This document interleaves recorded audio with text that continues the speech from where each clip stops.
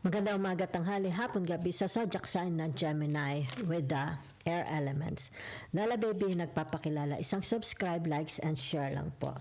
Bibigyan ko po kayo ng general reading. Tingnan po natin ang energies that's surrounding you. Yan ha. Salamat ng marami. Gemini. Teka't marami nagpatakan. Sandali lang. Ulitin natin. May broken ring, di ba? Ito yung tinatawag, pinutol na niya yung commitment. Yan, lalabas na siya sa commitment relationship. Yan, ha? Parting of the ways in either romance or business. Yan, ha? Maliwanag. Tiger. Doing something risky. Taking a chance. Okay? Broom, new home, new attitude. Ay, maganda. Yan na. Mga Gemini, yan ang energies. Yan na. So, let's see. July. Ano meron sa July? Okay, yan. Tingnan natin ha.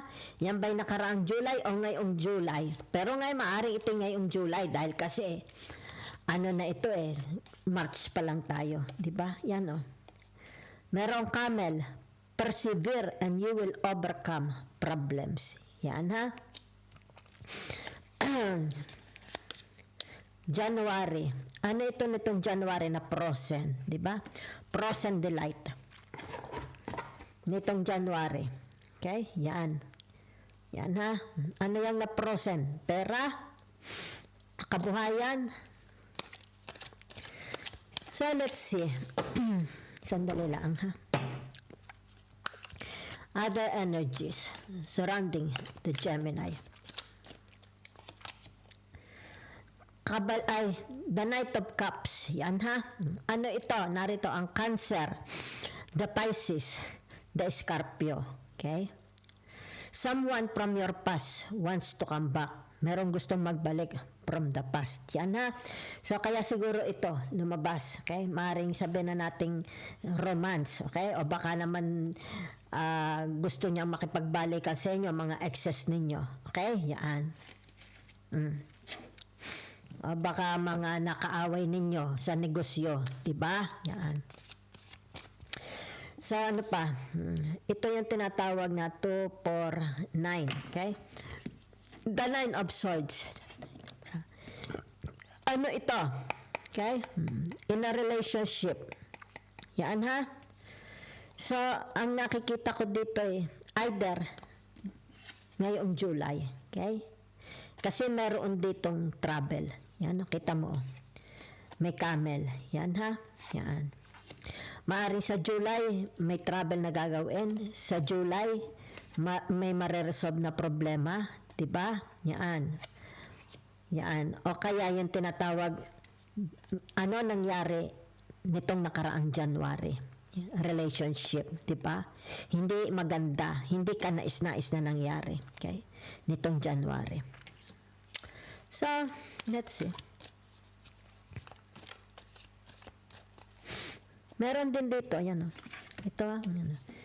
New home, new attitude. Dito. The Nine of Swords, di ba?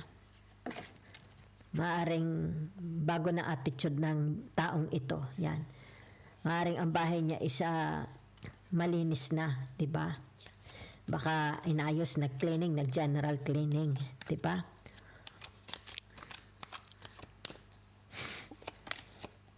Narito ang tinatawag the Knight of Swords, okay? Oo, swords ito okay? It's like meron ditong darating na balita. Yan ha. Okay.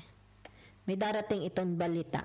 Maybe from, sabi natin mga kapatid, kaibigan, di ba? Relationship. Kasi narito.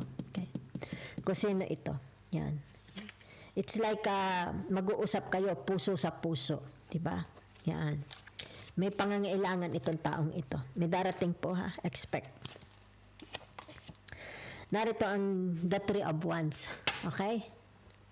So, ibig sabihin nito, ito'y tao. Ay, okay. Ito na siya ha. Yan ha. Sandali lang. I think in July, whatever is this. Yan ha. Sa July matutuloy. Kasi ito, di ba? Either ito'y paglalakbay, makikita. May mga makikita, di ba? Let's say, sabi natin makikita magkakapatid, di ba? Very, very close sa inyo, makikitang mga magkakaibigan, mga classmates, di ba? Yan, may pagkikita, may travel na mangyayari, July. Okay? So, whatever is this, it's like tinatawag kung ano nangyari noong January. It's like nagkaroon ng freeze, di ba? Yung full stop, nagkaroon full stop. Yan ha. So, ibig sabihin nito, yung tinatawag maaring in July. Yan ha. Magkakaroon ng tinatawag resulta. Magandang, napakaganda resulta ang nakikita ko, ha? So, what more? Ano pa? Last card. Naka-reverse ang tinatawag na ano ito? Yan, the Fool. Okay? Yan. So, ibig sabihin, itong the Fool na ito, yung tinatawag na meron ditong tao, natanggap na niya ang kanyang katalunan. Yan na. Okay? Yan, no? Natanggap na niya. Yan ang nakikita ko, ha? Tanggap niya ang kanyang katalunan. Yan. So, ibig sabihin nito, hindi na siya nag-expect anything from you, from others. Diba? Yung tinatawag na ipinagpapasa Diyos na lang niya. Yun ang nakikita ko, ha? So, let's see. Other energies. Yan. Meron dito, it's like tinatawag suicidal. Okay? Yan, no? Pagod na pagod siya sa buhay niya. It's like suicidal. Gusto na niya mag-give in. Yan, no? Parang hindi productive ang buhay niya since January pa. Okay? Since January pa po. Hindi productive. Yan. Kumbaga dito nagkaroon ng paragang full stop, di ba? Panlalamig. Yan ha. Siguro wala na siyang, hindi na siya inspired sa buhay niya, di ba? So, let's see. Yan ha. So, meron ditong itinatawag na may mga losses itong taong ito. Nakakaranas siya ng losses. Yan ha. Yan o. Dito ha, nakakaranas siya ng losses. So, marito yung tinatawag na wala siyang mga makasundo. Kasi energy lang ito lumabas. Wala siyang mga makasundo. Baka wala siyang kasundo sa bahay. Baka sabihin na natin, homeless pa siya. Diba? So, let's see. Gemini.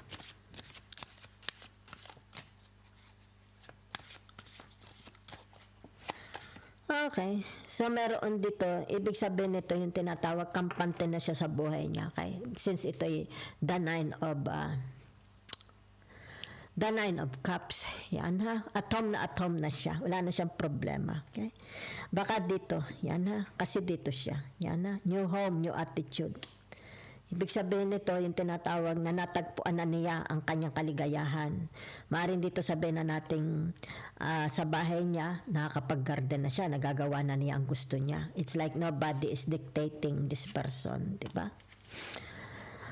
Yan. So, malaya-malaya siya sa buhay niya. Wala siya problema. Okay? So, meron ditong the Hierophant. Di ba? Pag sinabi mong the Hierophant is the Taurus. Yan ha. So, ibig sabihin nito, yung tinatawag na siya ang, it's like siya ang may dala ng susi. Yan ha. Meron, ibig sabihin nito, may magta-take over. Okay? Yan o.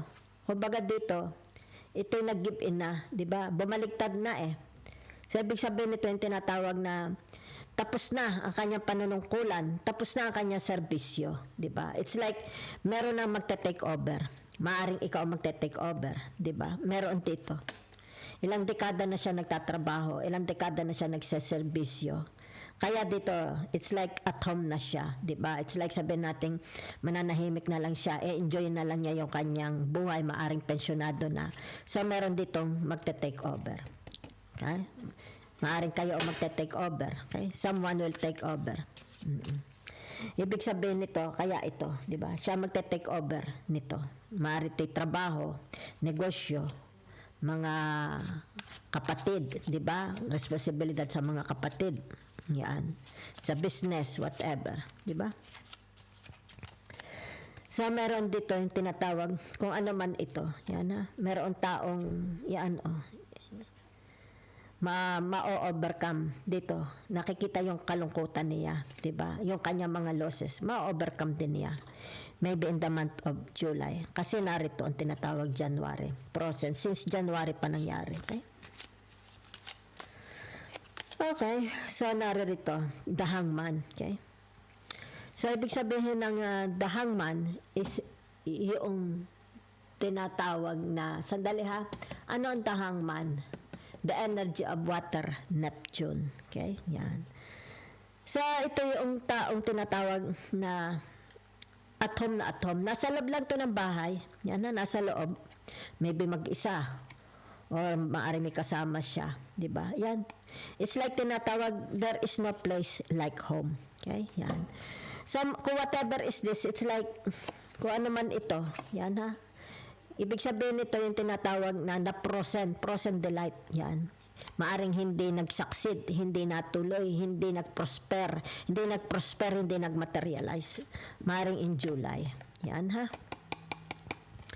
So, naririto ang yan ha. Sandali. For some of you, yan ha, doing something risky. Yan ha. Maaring dito nag-iisip kayo. Maybe a business, a relationship. Kasi ito. Diba? The Nine of Swords. Maybe mag-open ka ng business, diba? Maybe you will in July, diba? So, maaring for some of you here, tinatawag na kailangan makarecover sa mga losses. May mga losses, diba? Kaya dito nakikita. Yan ha, kita mo. Ang tinatawag na maybe you will overcome. Kung ito yung mga losses mo from the past, you will overcome it. Okay? Ibig lang sabihin ito, it's about your faith. Diba? Tinatawag susi. Yan. Maring ang susi in July. Okay? Yan. Whatever. It's like i-reveal, ibibigay sa inyo. Yan ha? Okay? So, meron ditong tao. Ibig sabihin nito, nag-iisip, nagpaplano. Okay? Yan. May mga losses, marami siyang losses, mga katalunan sa buhay niya, pagkabigo. Yan, nagpaplano siya, okay?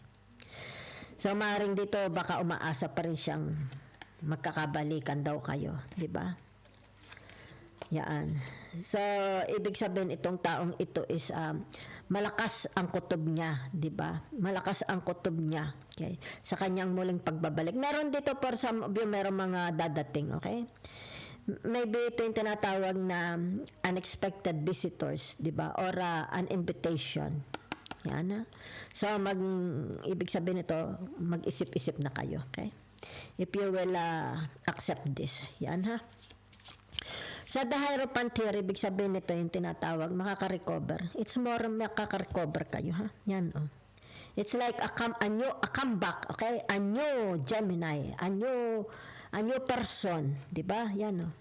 Meron dito yung tinatawag comeback, okay? Halimbawa, pagbabalik sa limelight, pagbabalik sa social media, ibang-iba na siya, di ba? Yan o. So, meron dito yung tinatawag na you will take over. Magta-take over kayo, responsibilities. Yan ha. Kasi dito siya.